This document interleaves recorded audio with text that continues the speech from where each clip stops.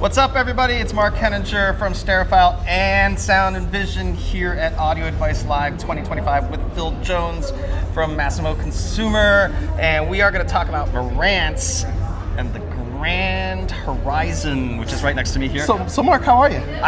Let's just get into that. I am doing great, man. How are you doing, Phil? Good. So I love coming to these events because it allows us to kind of showcase some products and then also hang out with people that I love hanging out with. My favorite event is Audio Advice Live because it is casual.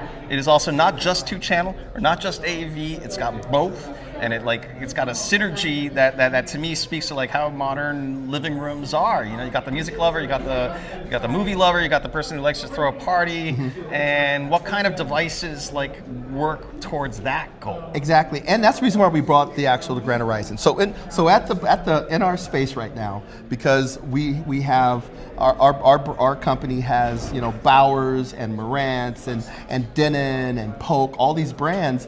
So we have a huge amount of different demonstrations here. So there's some home theaters, and then there's some hi-fi systems, and I love the traditional components, but in a lot of people's lifestyles that does not fit, right? Agreed. So the goal was, how do I offer a great audio performance and something that looks beautiful? Think of it as musical art, and that's where this piece comes in.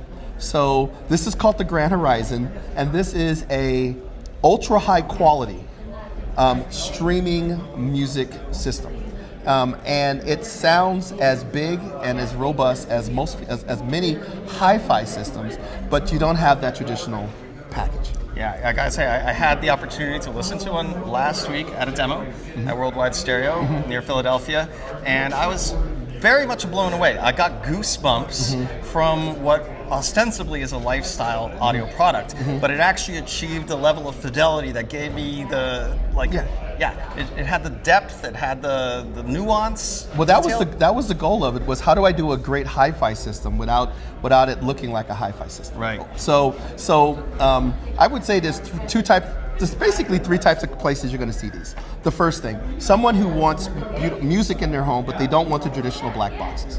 And they're not into the gear. They just want something that's simple to operate, that looks beautiful, that they can show off, that sounds great, that makes the music sound great. That's the first one. The second customer is, I call it the deal or no deal customer. Like me, I already have a big hi-fi system. I love my hi-fi system. I appreciate hi-fi. But my spouse is not going to let me put two speakers and black boxes in every room in the house. So I go, hey honey, I want to put something into my dining room or into my living room.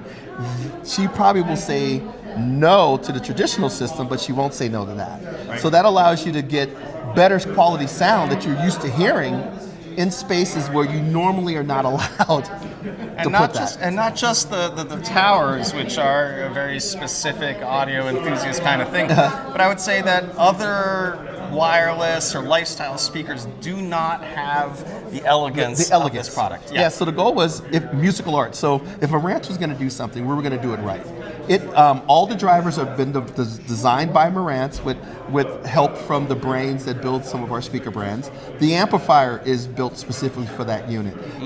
Everything about it, from the eco-friendly recycled fabric, to the marble base, to the subwoofer. The subwoofer design took years to build a subwoofer that would fit into that enclosure. That is basically, think of that as a 3.1 sound system in a beautiful box. So it sounds like better than most 3.1 sound bars you would ever hear. It sounds more like a hi-fi system, but it doesn't look like any speaker you've ever seen. Sure. I mean, it actually has the room in there and the large enough driver to create bass that, it's tangible, you feel it, and you can turn it up without getting that distortion. Exactly, and that was the way. It has really good processing, so you can play it at really high levels with minimal distortion. And of course, it has the ability for you to tune it. So you can control it multi-zone through the Hios app or Spotify Connect or Tidal Connect or anything like that. But you also, under the Hios app, have the ability to kind of fine-tune it for your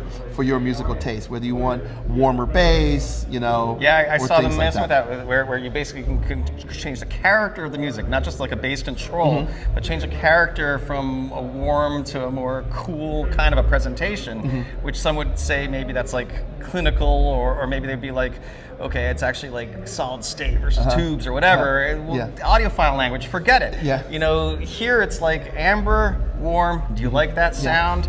Blue, cool, do you like that sound? Maybe it's just like your room is reflective and the warm sound like behaves better or whatever, you know?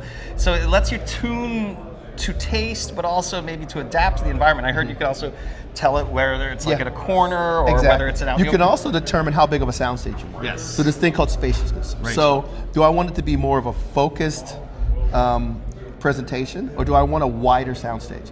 What the default when you run this thing on even in the audio mode, it's amazing. Like we have this in our hi-fi room between two speakers that are probably 9 feet apart, and people think when we play it, it's those two speakers that are playing. You're like messing with their heads. Because of the sound stage that could be thrown from this. Because you have you have a center channel, then you have the speakers along the side. So that angle with DSP gives you a pretty spacious sound with a still in a focus image. So the voice is dead center, but if the band is big, the band is big. That's what I noticed, and for a lot of music, that just completely works. And you know, for an audiophile to get the precise imaging and everything, they kind of have to sit right in the middle.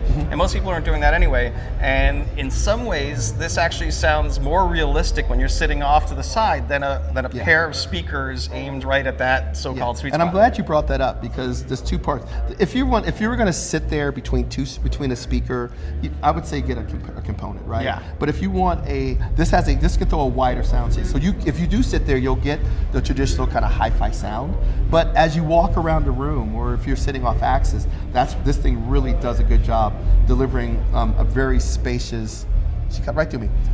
This one does a really good. This unit does. So you could, if you sit in the middle, you could get a stereo sound. But if you're sitting off axis or you're walking around, it does do a good job of filling the entire room. Yeah. And now there's two versions of this. There's the Grand Horizon, which is 5500, available in 3 different colors.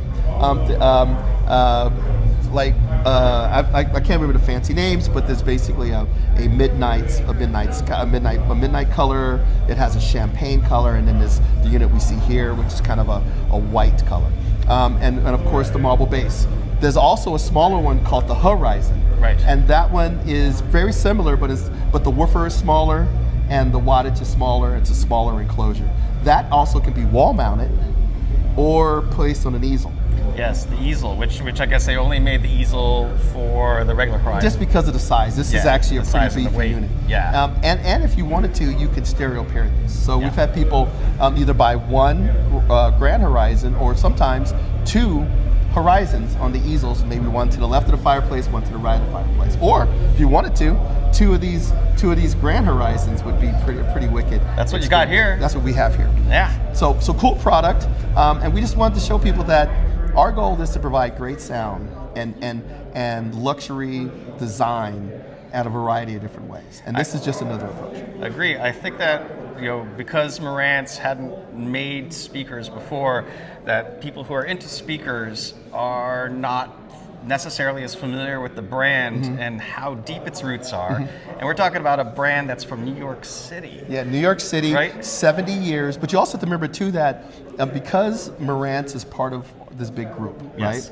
They use their amplifier design, technology design from being Marantz, but they can also lean into the learnings that are built from our speaker brands, the Bowers and the Polks and the DTs. Yeah, you got the engineers, you got the facilities, so it's not like they've got nothing to work with. In fact, they've got everything to work with. They've got one of the best speaker brands in the world to key off of. Yeah, so I can see how that works together as a synergy in the final product. Exactly, and like I said, every driver, everything in it is designed for Marantz, by Marantz. But hey, you can lean over to your buddy or call Britain and say, hey, I have a question about subwoofer design, and there's somebody over there at Bowers that can probably help you sort that out. So. Well, I hear that one of these is heading my way. Yes. So I cannot wait to give it a listen in my home. Yes. But also to listen to a pair of them here. Yeah, and I bet you when your wife sees it at home, she's not going to want to send it back. That's a possibility. All right. All right. Thanks for that, so, man. Mark, it's always great to see you, Yeah, man. it's great to see you, Phil. All right. Yeah. And if people want to learn more about this, go to Marantz.com and check out the Grand Horizon and check out Mark's review when he's finally done with the speaker. Okay? So take care, everyone. Later on.